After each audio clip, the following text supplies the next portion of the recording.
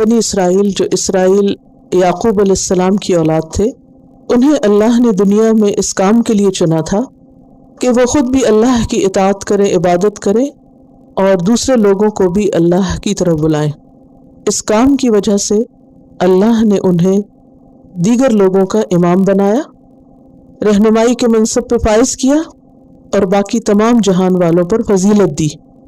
لیکن آہستہ آہستہ ان کے اندر اپنے مقصد کا احساس اور شعور کم ہوتا گیا، حتیٰ کہ جب ان پر زوال آیا تو وہ یہ بھی بھول گئے کہ وہ کس کام کے لیے پیدا کیے گئے تھے، اور جس کام کے لیے ان کو عزت دی گئی تھی، فضیلت دی گئی تھی، اس کی بجائے انہوں نے یہ سمجھ لیا کہ شاید یہ فضیلت انہیں اسرائیل کی نسل میں سے ہونے کی وجہ سے ملی ہے۔ وہ اسے نسلی اور گروہی فضیلت سمجھنے لگے اور چوزن اور اللہ کے پسندیدہ اور چنے ہوئے بندے ہونے کی وجہ کیا سمجھنے لگے کہ وہ ایک خاص نسل میں سے ہیں، اور جو بھی اس نسل میں سے ہے وہ اللہ کا پسندیدہ ہے۔ حالانکہ کسی کی بھی فضیلت اس بنا پہ نہیں ہوتی کہ وہ کس کا بیٹا ہے، اس سے کوئی فرق نہیں پڑتا کہ کون کس کا بچہ ہے، جب تک کہ وہ کام نہ کرے جس کام سے اس کو عزت دی جانی چاہیے۔ اب ہوا یہ کہ اللہ سبحانہ وتعالیٰ نے ان کے اس احساس کو توڑنے کے لیے آخری نبی کو ان کی نسل میں سے اٹھانے کی بجائے اسماعیل علیہ السلام کی نسل میں سے اٹھایا۔ اب اس کی پوری تاریخ یہاں پر بیان کی جا رہی ہے، اور سورۃ البقرہ کے آغاز میں تقریباً 10 رکوع تک جہاں سے یا بنی اسرائیل کہہ کے بات شروع ہوئی تھی، مسلسل 10 رکوع تک انہیں ان کی تاریخ بتائی گئی، ان کو سمجھایا گیا، اللہ سے ڈرنے کو کہا گیا، بھولا ہوا سبق یاد دلایا گیا، اور محمد صلی اللہ علیہ وسلم پر ایمان لانے کو کہا گیا، اور انہیں بار بار یہ سمجھایا جا رہا ہے کہ دیکھو اللہ سے ڈرو اور اپنی اصلاح کر لو،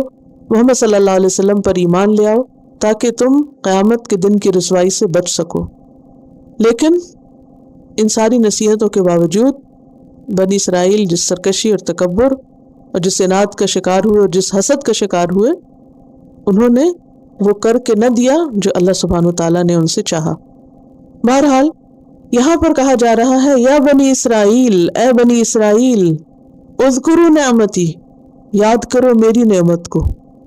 سب سے پہلی نعمت جو اللہ کسی بندے پر کرتا ہے وہ یہ ہے کہ اسے ایمان کی دولت عطا کرتا ہے۔ تو انہیں موسیٰ علیہ السلام جیسے پیغمبر دیے گئے اور انہوں نے آ کر ان کے ایمان کی تجدید کی، کیونکہ فرعون کے ظلم و ستم کا شکار ہو کر یہ بھی بھول گئے تھے کہ ہم کون ہیں اور ہمارا دین کیا ہے، اور ان کا ایمان نہ ہونے کے برابر رہ گیا تھا۔ پھر اللہ سبحانہ وتعالیٰ نے موسیٰ علیہ السلام کے ذریعے انہیں ان کے دشمن سے نجات دی، یہ بھی ایک بہت بڑی نعمت تھی، اور ان کی آنکھوں کے سامنے ان کے دشمن کو ہلاک کیا، جس کی تفصیلات پیچھے ہم پڑھ چکے ہیں۔ پھر جب موسیٰ علیہ السلام کی قیادت میں یہ سمندر پار کر کے صحرا میں پہنچے تو وہاں نہ کھانے کو تھا، نہ رہنے کو تھا، نہ پینے کو تھا، تو اللہ سبحانہ وتعالیٰ نے ان کو من و سلوہ دیا کھانے کے لیے، پینے کے لیے 12 چشمے پھوڑ نکالے اور ان کے اوپر بادلوں کا سایہ کیا۔ یہ سارے انعامات ہیں اللہ سبحانہ وتعالیٰ کے ان پر۔ پھر یہ کہ ان کے اندر انبیاء بھیجے مسلسل ایک کے بعد ایک، ان کے اندر ملوک بھیجے، ان کو وہ ترقی دی جو اس کے بعد کسی اور قوم کو نہیں ملی، داؤد علیہ السلام اور سلیمان علیہ السلام کے زمانے میں۔ ان تمام نعمتوں کا یہاں ایک اجمالی ذکر کیا جا رہا ہے کہ میری نعمتوں کو یاد کرو، اور نعمت کا لفظ ہے نا اسم جنس ہے جس میں واحد جمع سب آ جاتا ہے۔ التی، وہ جو، انعمت علیکم، تم پر میں نے انعام کی تھی، کس طرح سے تمہیں نوازا تھا، وانی فضلتکم علی العالمین، اور ان سب نعمتوں میں سے بڑی نعمت کیا تھی کہ میں نے تمہیں سب جہان والوں پر فضیلت عطا کی تھی، تمہیں امامت عطا کی تھی، لیڈرشپ کا رول دیا تھا۔ کیا کرنے کو؟ فخر جتانے کو، تکبر کرنے کو، خود کو کچھ سمجھنے کو نہیں، کیا کرنے کو؟ لوگوں کو اللہ کی طرف بلانے کو، کہ باقی اقوام کو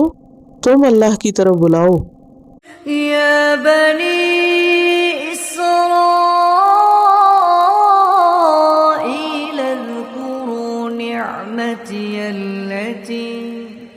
نعمتي التي أنعمت عليكم وأني فضلتكم على العالمين.